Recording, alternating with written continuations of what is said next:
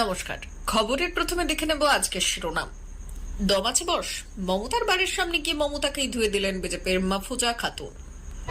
শুরু হচ্ছে প্রশাসনিক রদবদল, সরাসরি মুখ্যমন্ত্রীতে অভিযোগের সিংহভাগে তৃণমূলের বিরুদ্ধে। এক চালিয়ে কিস্তিমাত করে দেব অনুব্রত ফেরার পর শিষ্য কাজলের নিশানায় কেরেম। ঘুরে যাবে খেলা, বসিরহাটে টিএমসি সাংসদের মৃত্যুর পর ফের ভোটে রেখা পাত্র, বড় আপডেট। মালদাতে শিক্ষাগত যোগ্যতার নথি দেখতে চাওয়ায় বিপাকে পড়ে কাজ বন্ধ করে বিক্ষোভ দেখালেন সাফাই কর্মীরা। কেন্দ্রের উদাসীনতা, বাংলার বন্যা নিয়ন্ত্রণে বকেয়া 1700 কোটি টাকা। ভালো কাজের ফল, সংসদের দুটি স্থায়ী কমিটির চেয়ারম্যান হচ্ছেন দুল আহসান এবং কীর্তি আজাদ। অশোক দিলীপের সতর্ক করল বিজেপি কেন্দ্রীয় নেতৃত্ব। টানা 2 মাস কলকাতার একাংশে বড় জমায়েত নয়, জানিয়ে দিলেন কমিশনার। মালদা মেডিকেল কলেজ হাসপাতালের সমস্ত কাজকর্ম বন্ধ রেখে আন্দোলনে নেমেছেন অস্থায়ী সাফাই কর্মীরা। রাহুল বাবা 3 প্রজন্মের এত দম নেই যে 370 ফিরিয়ে আনবে, কংগ্রেসকে আক্রমণে অমিত শাহ। আসছি বিস্তারিত খবরে। দলের মধ্যে স্বচ্ছতা আনতে ও সরকারের ভাবমূর্তি আরো বাড়াতে এবারে লোকসভা নির্বাচনের আগে সরাসরি মুখ্যমন্ত্রী কর্মসূচি নিয়েছিল রাজ্য সরকার। লোকসভা নির্বাচনের আগে বহু অভিযোগ সরাসরি মুখ্যমন্ত্রী কর্মসূচির টোল ফ্রি নম্বরে জমা পড়ে। তার অধিকাংশ তখন নিষ্পত্তিও করা হয়, কিন্তু লোকসভা নির্বাচনের পরেও হাজার হাজার অভিযোগ সেখানে জমা পড়েছে। পরিসংখ্যান ঘেটে দেখা গিয়েছে অধিকাংশই তৃণমূলের দায়িত্বপ্রাপ্ত পুরসভার চেয়ারম্যান, কাউন্সিলর, জেলা পরিষদ, গ্রাম পঞ্চায়েত ও পঞ্চায়েত সমিতির পদাধিকারীদের বিরুদ্ধে। নবান্ন সূত্রে জানা যায়, এখনো পর্যন্ত প্রায় 2,47,000 অভিযোগ এই টোল ফ্রি নম্বরে জমা পড়েছে। অভিযোগগুলি তদন্ত শুরু করে রাজ্য প্রশাসন। তার পরিপ্রেক্ষিতে ইতিমধ্যেই পদক্ষেপ করা শুরু হয়েছে। বিভিন্ন অভিযোগ বেশ কিছু পুরসভা চেয়ারম্যানকে সাসপেন্ড করা হয়েছে, বাকিদের বিরুদ্ধে পদক্ষেপ করা হচ্ছে শীঘ্রই। 21শে জুলাই শহীদ সমাবেশ থেকে মুখ্যমন্ত্রী মমতা বন্দ্যোপাধ্যায় বলেছিলেন, দলে বিত্তবান নয়, বিবেকবান চাই। দলের সর্বভারতীয় সাধারণ সম্পাদক অভিষেক বন্দ্যোপাধ্যায় বলেছিলেন, কোন রকম দুর্নীতিতে দল প্রশ্রয় দেবে না। দুর্নীতির সঙ্গে যুক্তদের 3 মাসের মধ্যে সরিয়ে দেওয়া হবে। অভিষেকের দেওয়ার ডেডলাইন প্রায় শেষ হতে চলল। এরই মধ্যেই দল বড় ধরনের সাংগঠনিক রদবদলের পাশাপাশি প্রশাসনিক স্তরেও রদবদলের সিদ্ধান্ত নেওয়া হয়েছে। বীরভূম সফর সেরে মঙ্গলবার রাতেই কলকাতা ফিরেছেন মুখ্যমন্ত্রী। তার সঙ্গে অভিষেকের গুরুত্বপূর্ণ বৈঠক হওয়ার সম্ভাবনা রয়েছে।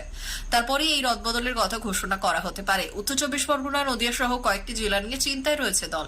উত্তরবঙ্গের নেতাদের প্রতিও সন্তুষ্ট নন দলের শীর্ষ নেতৃত্ব।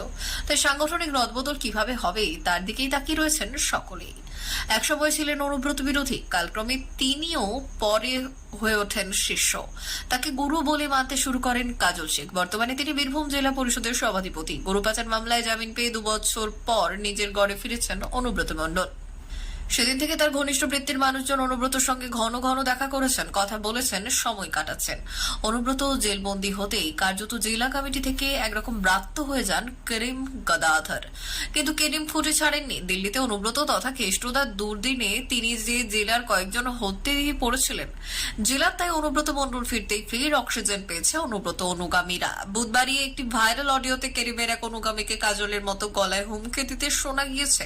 কাজল বললেন, দলীয় কার্যালয়ে অনুব্রত মণ্ডলের ছবি লেগেছে, ভালো কথা। তিল করে জেলার সংগঠন করছেন তিনি, তা বলে কোর কমিটির সদস্যদের ছবি সরানো ঠিক নয়। সেই ছবিতে মমতা বন্দ্যোপাধ্যায়, অভিষেক বন্দ্যোপাধ্যায়, এমনকি কেষ্টদার ছবিও ছিল। ওই কোর কমিটি স্বয়ং গড়ে দিয়েছেন মমতা বন্দ্যোপাধ্যায়। আসলে অনুব্রত মণ্ডলের জেল মুক্তির পর পরিস্থিতির দিকে নজর রাখছিলেন তৃণমূল জেলার নেতারা। প্রশাসনিক বৈঠকে এসে মুখ্যমন্ত্রী একবারও কেষ্টর নাম উচ্চারণ করেনি, বরং জেলা উন্নয়নের ক্ষেত্রে কাজল শেখকে বেশ কিছু দায়িত্ব দিয়ে যান। পাশাপাশি রাজ্য নেতৃত্ব অনুব্রতকে জেলা সভাপতির রেখেই ক্ষমতা কোর কমিটির হাতে রেখে দেন। কারণ গত পঞ্চায়েত নির্বাচনে, লোকসভা নির্বাচনে অনুব্রত মণ্ডলের জেলবন্দি অবস্থায় তারই তৈরি সাংগঠনিক পরিকাঠামোয় নির্বাচন করে এবং সাফল্য আসে তৃণমূলের। তাছাড়া অনুব্রত এখনো সম্পূর্ণ সুস্থ নন। এই মুহূর্তে অনুব্রত অনুগামীরা সক্রিয় হলেই গোষ্ঠীদ্বন্দ্বে দলের কাঠামো খারাপ হতে পারে। তাই ধূপসরায় দলীয় কর্মীদের কাজল বললেন, আমরা একটাই দল করি, তৃণমূল। মমতা বন্দ্যোপাধ্যায় নিজের স্বার্থে নয়, মানুষের স্বার্থে দলটা করেছেন। কিন্তু কিছু মানুষ বলে বেড়াচ্ছেন ধূপসরা কার্যালয় তারা নাকি পুনরুদ্ধার করেছেন। আমি এখন ছেড়ে রেখেছি, যেদিন গোটাতে শুরু করব গুটিয়ে দেব। আমি তো শাস্তে আসিনি, অনেক ঘাটে জল পেটে আছে। আমি আগেই বুঝতে পেরেছিলাম অনেকে পাঁচিলে চেপে বসে আছে, তাই দাবার চাল চেলে বসে আছি। 24 লোকসভা নির্বাচনে বসিরহাট কেন্দ্র থেকে তাকে দাঁড় করেছিল বিজেপি। তৃণমূলের পৌর খাওয়া প্রার্থী হাজী নুরুল ইসলামের সামনে জয়ের মুখ দেখতে পারেননি রেখা পাত্র। বুধবার শেষ নিঃশ্বাস ত্যাগ করেছিলেন তৃণমূল সাংসদ। ফলে উপনির্বাচন হবে এই কেন্দ্রে। সেখানে যদি পদ্ম শিবির ফের টিকিট দেয় তাহলে কি লড়বেন রেখা? এখানেই না থেমে রেখা জানান, তৃণমূল সাংসদ যে এভাবে চলে যাবেন সেটা তিনি পরিকল্পনা করেননি। ওনা থেকে অনেক রাজনীতি শেখার ছিল বলে দাবি করেছেন তিনি। একই সঙ্গে বললেন, আমরা সত্যিই দুঃখিত। বসিরহাট উপনির্বাচনে বিজেপির তরফ থেকে টিকিট দেওয়া হলে দাঁড়াবেন কিনা জিজ্ঞেস করায় সোজা সাপটা জবাব দেন সন্দেশখালী প্রতিবাদী গৃহবধূ। রেখা বললেন, আমার লড়াইটা সাধারণ মানুষের জন্য ছিল। কে প্রার্থী হবেন না কে হবেন সেটা আমার দল এবং সাধারণ মানুষ ঠিক করবেন। ওনারা চাইলে আমি ফের ময়দানে নামবো। উল্লেখ্য, চলতি বছরের শুরুতে সন্দেশখালী আন্দোলনের সাক্ষী ছিল বাংলা। শাহজাহানগড়ের তৃণমূল নেতাদের বিরুদ্ধে একগুচ্ছ অভিযোগ এনে সরব হয়েছিলেন এই রেখা। পরবর্তীতে তাকেই প্রার্থী হিসেবে বেছে নেয় পদ্মশিবির। লোকসভা নির্বাচনের আগে খোদ প্রধানমন্ত্রী নরেন্দ্র মোদী সন্দেশখালীর এই প্রতিবাদী গৃহবধূর সঙ্গে ফোনে কথা বলে এবং বলেছেন, যদিও শেষ অবধি হাজী নুরুলের কাছে পরাজিত হয়েছিলেন তিনি। সন্দেশখালী ঝড় সামলে বসিরহাটের তৃণমূল প্রার্থী পেয়েছিলেন 8,03,762টি ভোট। অন্যদিকে রেখা ঝুলিতে ছিল 4,70,215টি ভোট। নির্বাচনের ফল ঘোষণার পর মনোনয়নপত্রে ত্রুটি এবং নির্বাচনে কারচুপির অভিযোগ তুলে ভোট বাতিলের দাবি জানিয়েছিলেন রেখা। পশ্চিমবঙ্গের বন্যা নিয়ন্ত্রণ প্রকল্পে কেন্দ্রীয় সরকারের অদৃশ্য বাধার জালে আটক রয়েছে রাজ্যের উন্নয়ন কার্যক্রম। 2023-24 অর্থ বছরে West Bengal irrigation and flood management project থেকে রাজ্যকে মাত্র 717 কোটি টাকা ঋণ বরাদ্দ করা হয়েছে। অথচ এখনো বকেয়া রয়েছে প্রায় 1,700 কোটি টাকা। মুখ্যমন্ত্রী মমতা বন্দ্যোপাধ্যায় কেন্দ্র ও দামোদর ভ্যালি কর্পোরেশনের দিকে আঙুল তুলেছেন। তার অভিযোগ, অনিয়ন্ত্রিতভাবে জল ছাড়ার ফলে সাধারণ মানুষের মধ্যে দুর্ভোগ সৃষ্টি হয়েছে। কেন্দ্রীয় সরকারের প্রতি চাপ বাড়ানোর ফলে অবশেষে মোদী সরকার সাড়া দিয়েছে এবং ডিভিসি কর্তৃপক্ষ কর্মীদের বেতন বন্যা ত্রাণে দান করার আহ্বান জানিয়েছে।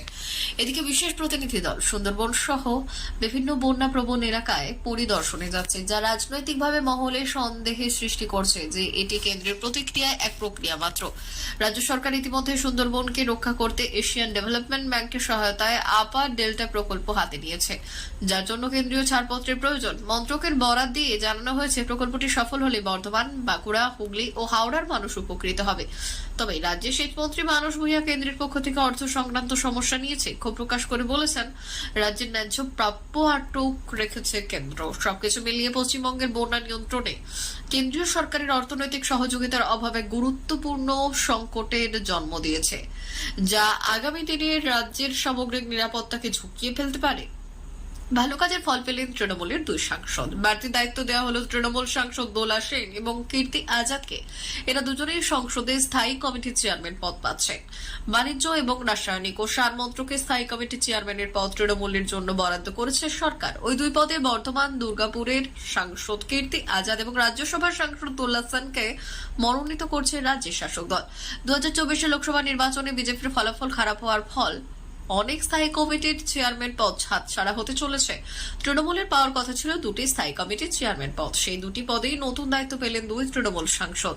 তৃণমূলের রাজ্যসভা দলনেতা ডেরেক ও ব্রায়ানের সঙ্গে দেখা করলেন সাংসদ বিষয়ক মন্ত্রকের মন্ত্রী কিরেন রিজিজু। স্থায়ী কমিটির চেয়ারম্যান পদ থেকে আলোচনা হয় দুজনের। ওই বৈঠকেই ঠিক হয় রাসায়নিক এবং সার দপ্তরের স্থায়ী কমিটির চেয়ারম্যান পদ দেওয়া হবে কীর্তি আজাদকে। বাণিজ্য দপ্তরের স্থায়ী কমিটির চেয়ারম্যান পদ রাখা হচ্ছে রাজ্যসভার সাংসদ দোলা সেনের জন্য।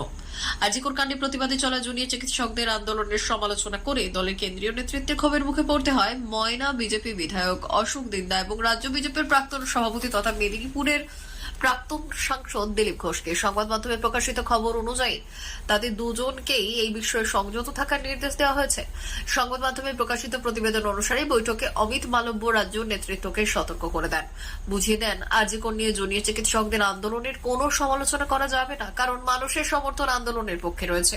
তাই আন্দোলনকারীরা বিপক্ষে মন্তব্য করা অর্থ হলো মানুষের থেকে দূরে সরে যাওয়া। কিন্তু অশোক ও দিলীপ দলের সেই নীতি অগ্রাহ্য করে মন্তব্য করেছেন, এমনটা যে আর করা যাবে না তা অমিত মালব্যের তরফ থেকে স্পষ্ট করে দেওয়া হয়। উল্লেখ্য, দিলীপ ঘোষের বিতর্কিত মন্তব্যের পর অগ্নিমিত্রা পাল এই বিষয়ে স্পষ্টতই দূরত্ব বজায় রাখেন। আগামী কয়েক সপ্তাহের মধ্যে কলকাতার একাধিক জেলায় হিংসাত্মক ঘটনা ঘটতে পারে বলে খবর এসেছে পুলিশের কাছে। তাই পরবর্তী 2 মাসের জন্য শহরের একাংশে বড় জমায়েতে নিষেধাজ্ঞা জারি করল কলকাতা পুলিশ। বুধবার বিবৃতি দিয়ে পুলিশ কমিশনার মানস ভার্মা এই বিষয়টি জানিয়েছেন। আজিকর কাণ্ড নিয়ে লাগাতার প্রতিবাদ করছে শহরবাসী। তবে সামনেই বাঙালির শ্রেষ্ঠ উৎসব দুর্গাপুজো। অন্যান্য বছরের চেয়ে এবার দুর্গাপুজো যে অন্যরকম হতে চলেছে তা বলতে বাধা নেই। বিভিন্ন মণ্ডপে আজিকর ইস্যুতে স্লোগান উঠতে পারে এমন সম্ভাবনা আছে। আবার কোথাও কোনো কর্মসূচি হতে পারে পুজোর মধ্যে। এইসব নিয়ে পুলিশ যে প্রস্তুত রয়েছে তা আগেই জানিয়েছে নগরপাল। পুজোর মধ্যে যাতে কোনো অপ্রীতিকর ঘটনা না ঘটে সেই কারণেই এই বিবৃতি জারি করা হয়েছে বলে মত অনেকের। রাজ্যবাসী কি এবার উৎসবে মাততে মুখিয়ে আছে? এই প্রশ্নের উত্তর অবশ্য পরে মিলবে। তার আগে পুলিশ কিন্তু নিরাপত্তা নিয়ে যাবতীয় প্রস্তুতি নেওয়া শুরু করে দিয়েছে প্রতিবারের মতো। বুধবার আলিপুরের ধনধান্য সভাগৃহে কলকাতার পুলিশ কমিশনার মানাজ ভার্মা দুর্গাপুজোর একাধিক কমিটির সঙ্গে বৈঠক করেন। সেই বৈঠকের পর তিনি সংবাদ মাধ্যমে বললেন, প্রত্যেক পুজো যেরকম ভালো কাটে কলকাতা এবার সেই রকমই যাতে কাটে সেই বিষয়ে আমরা নজর রাখছি। আশা করছি সবারই সহযোগিতা আমরা পাবো। আমাদের তরফ থেকে সমস্ত রকম প্রস্তুতি রয়েছে। সমস্ত রকম অপ্রীতিকর ঘটনা রোখার জন্য পুলিশ প্রস্তুত। তিনি এও জানান, পুজো উদ্যোক্তাদের থেকে তারা বেশ কিছু ইনপুট পেয়েছেন, সেগুলি পর্যালোচনা করা হচ্ছে। চলতি বছর যে শান্তিপূর্ণ পুজো হবে এই আশা রাখছেন কমিশনার। আজিকর কাণ্ডের পর থেকেই রাজনীতির ঘৃণ্য আগুনে লাভের রুটে সেঁকে নিতে মরিয়া হয়ে উঠেছে বিজেপি। এবার সাংবাদিক সম্মেলন থেকে পদ্মশিবিরকে কড়া আক্রমণে বিঁধলেন আজিকরের জুনিয়র ডাক্তাররা। জুনিয়র চিকিৎসকের দাবি, রাজনৈতিক ক্ষমতা দখলের জন্য চিকিৎসকদের আন্দোলনের অপব্যবহার হচ্ছে। আন্দোলনরত ডাক্তাররা জানিয়েছেন, হাতরাস, কাঠুয়া, উন্নাওতে যারা ধর্ষকদের মালা পরিয়েছে তারা যদি এই প্রতিবাদ কর্মসূচিকে ব্যবহার করে ক্ষমতা দখল করতে চায় তাহলে বাধা দেবে আমজনতা। প্রসঙ্গত কয়েকদিন আগেই চিকিৎসকদের আন্দোলনকে স্বার্থ সিদ্ধির চেষ্টা বলে কটাক্ষ করেছিলেন দিলীপ ঘোষ, অশোক দিন্ডার মতো বিজেপি নেতারা। এদিন কার্যত পাল্টা দেন জুনিয়র ডাক্তাররা। তারা বললেন, প্রথম থেকেই বিভিন্ন রাজনৈতিক শক্তি রাজ্যের ক্ষমতা দখলের স্বার্থে ডাক্তারদের আন্দোলনকে ব্যবহার করতে চাইছে। হাতরাস, কাঠুয়া, উন্নাওতে যারা ধর্ষকদের মালা পরিয়েছে তাদের ক্ষমতা দখলের খেলার চক্করে আন্দোলনকে ব্যবহার করতে তারা দেবেন না, জনগণ দেবেন না। বিভাজনকামী যে কোনো রাজনীতিকে প্রথম দিন থেকে প্রত্যাখ্যান করেছে ডাক্তারদের আন্দোলন। আগামীতেও তার অন্যথা হবে না, স্পষ্ট বক্তব্য চিকিৎসকদের। ভারতীয় জনতা পার্টির নেতা এবং কেন্দ্রীয় স্বরাষ্ট্রমন্ত্রী অমিত শাহ বৃহস্পতিবার জম্মু ও কাশ্মীরের উধমপুরে একটি নির্বাচনী সমাবেশে বক্তব্য রাখেন। এই সময় রাহুল গান্ধীকে নিশানা করলেন। তিনি বললেন, রাহুল বাবা বলেছেন আমি 370 ফিরিয়ে আনবো। এই পর্যায় থেকে আমি বলতে চাই, রাহুল বাবা, আপনার 3 প্রজন্মের এই ক্ষমতা নেই যে 370 ফিরিয়ে আনবে। অমিত শাহ আরো বললেন, আমার হেলিকপ্টার এখানে অবতরণ করার কথা ছিল কিন্তু অবতরণ করতে পারেনি। আমি উধমপুরে নেমে এলাম। আমি ড্রাইভারকে বলেছিলাম যে এখানে পৌঁছতে 1 ঘন্টা সময় লাগবে, কিন্তু ড্রাইভার বলেছিল যে রাস্তা ভালো হওয়ার কারণে 25 মিনিট সময় লাগবে। মোদী এই রাস্তা নির্মাণের কাজ করেছেন। তিনি আরো বললেন, আফজল গরুর ফাঁসি হবে কি হবে না, যারা সন্ত্রাস ছড়াবে তাদের ফাঁসি দিয়ে জবাব দেওয়া হবে। কিছুদিন আগে সিন্দের সাহেব বলেছিলেন, আমি মন্ত্রী ছিলাম কিন্তু লালচোক আসতে ভয় পাচ্ছিলাম, কিন্তু আজ সিন্দের সাহেবের বুলেট প্রুফ গাড়িরও দরকার নেই। আপনি পরিবারের সঙ্গে আসুন। বিজেপি ক্ষমতায় এলে প্রধানমন্ত্রী কিষাণ সম্মান নিধি যোজনার বার্ষিক কিস্তি 6,000 টাকা থেকে বাড়িয়ে 10,000 টাকা করা হবে বলে ঘোষণা করেন অমিত শাহ। তিনি আরো বললেন, আন্তর্জাতিক বিমানবন্দর জম্মুতে তৈরি হবে, মেট্রো জম্মুতে আসবে। প্রতি বছর সন্ত্রাসবাদীদের দ্বারা ধ্বংস হওয়া 100টি মন্দির আমরা পুনরুদ্ধার করব। আমরা অগ্নিবীরদের 100% চাকরি দেওয়ার জন্য কাজ করব। প্রিয় দর্শক, আমাদের চ্যানেলের নিয়মিত ভিডিও পেতে চ্যানেলটি সাবস্ক্রাইব করুন।